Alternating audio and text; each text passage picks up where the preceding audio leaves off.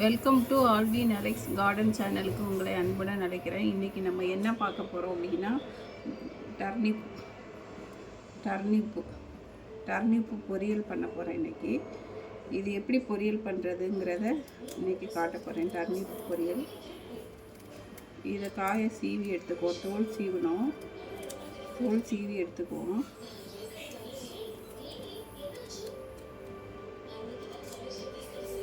தோல் சீவி எடுத்துக்கிறேன்.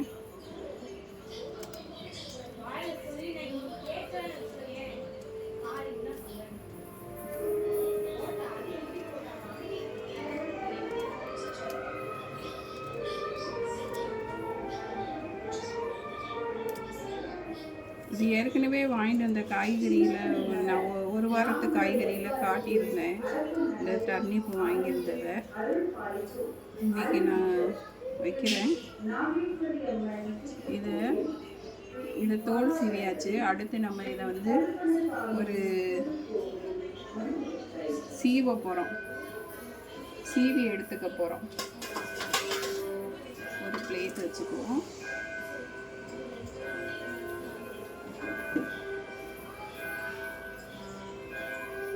துருவி எடுத்துக்க போகிறோம். சின்ன ஓட்ட பகுதியில் எடுத்து நான் திருவ போகிறேன்.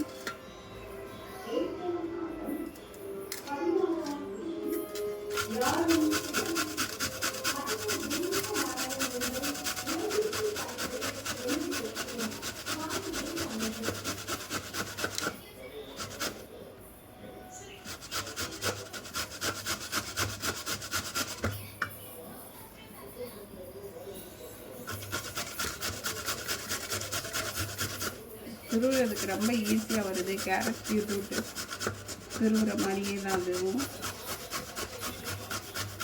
அதே மாதிரி தான் வைக்க போகிறோம். கேரட்டு பீட்ரூட்டு எப்படி நம்ம துருவி பொரியல் வைக்க போகிறோம்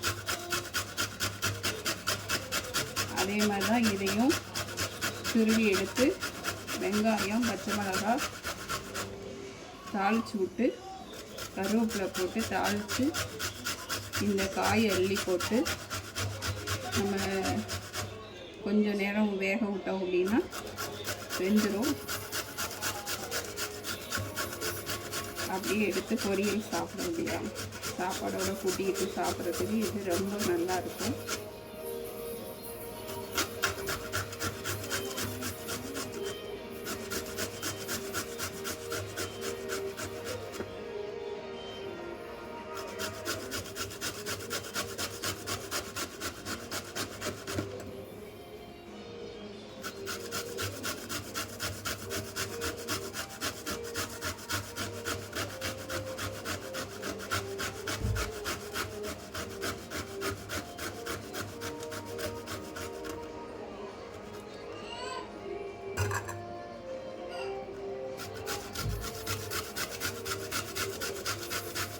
நாலு டர்னிப்பு இருந்தது.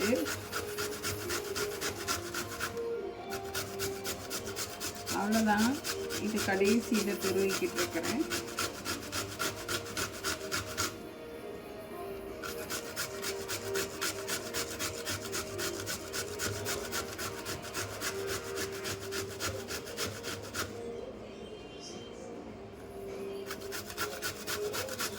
துருவி முடிச்சிட்டோம். நம்ம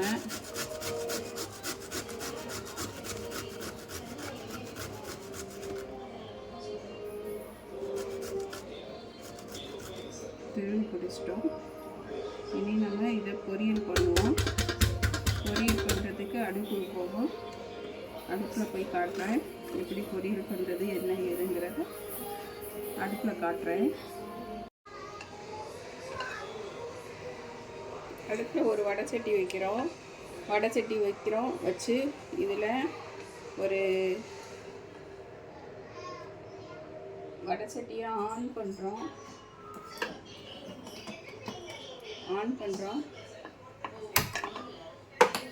ஆன் பண்ணியாச்சு.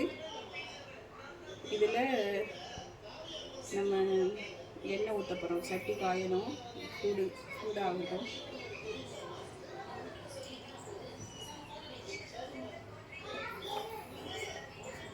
எண்ணெய் ஊற்றுறோம்.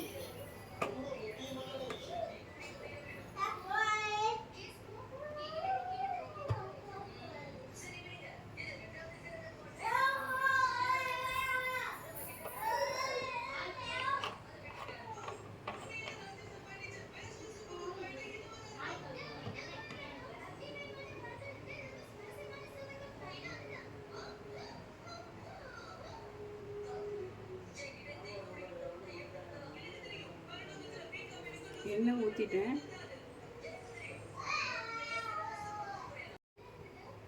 எண்ணெய் ஊற்றிருக்கிறேன். இப்போ ஒரு கடுகு போடுறேன். கடுகு வெடிக்கட்டும்.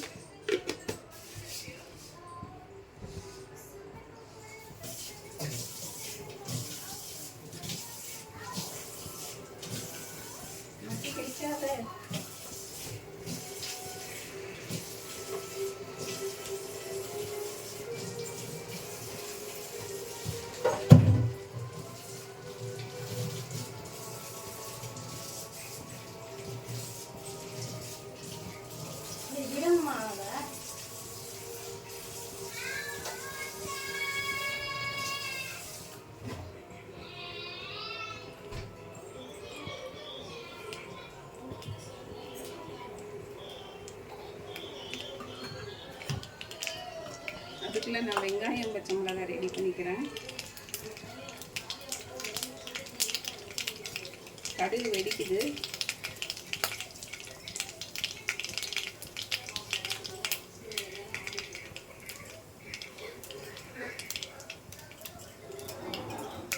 கடுகு வெடிச்சிருச்சு. இப்போ வெங்காயம் பச்சை மிளகாய் போடுறேன்.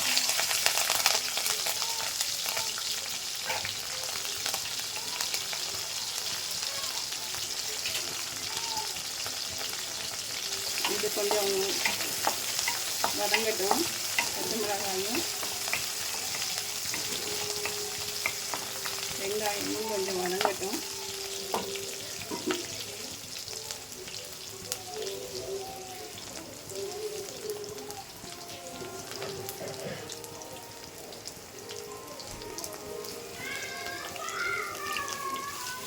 இப்போ கொஞ்சம் கருவேப்பிலை போடுறேன்.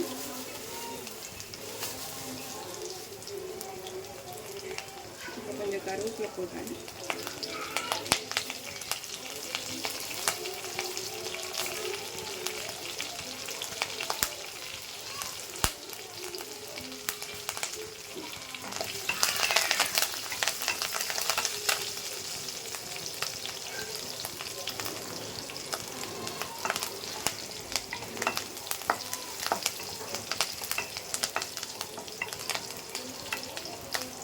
வெங்காயம் இன்னும் கொஞ்சம் பொன்னிறமாக வதங்கணும். கொஞ்சம் தான் வதங்கி இருக்குது. இன்னும் கொஞ்சம் வதங்கட்டும்.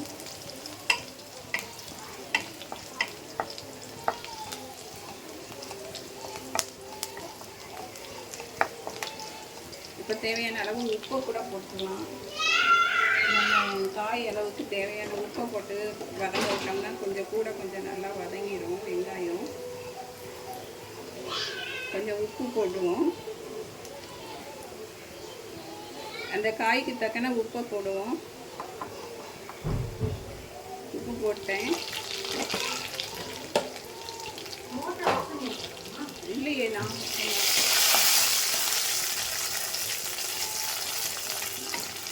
இப்போ காய்க்கு தக்கன உப்பு போட்டுட்டேன்.